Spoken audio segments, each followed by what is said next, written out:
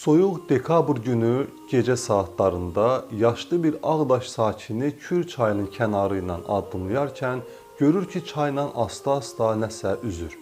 Yaşlı kişi naməlum obyektdən şübhələnir, yaxınlaşanda onu meyidə oxşadır. Naməlum obyekt çayın sahilinə yaxın üzdüyündən kişi çomaqla onu kənara çəkir və görür ki, həqiqətən də meyitdir. Həmin yaşlı kişi meyidi dartıb sahilə çıxarır, bəlkə də başqa bir adam olsaydı meyitdən qorxardı. Həmin kişi isə təsadüfən mürdəşir idi, yəni meyit yuyan idi və o meyidi nəinki yaxından, uzaqdan da tanıyırdı. Mürdəşir kişi meyidini sahilə çıxarır, ətrafdakı adamlara xəbər salır, beləcə hüquq mühafizə orqanlarına xəbər yetirilir. Müstəntiq və ekspert meyidə baxış keçirir. Ekspert müəyyən edir ki, meyit təxminən 2 aydır ki, sudadır.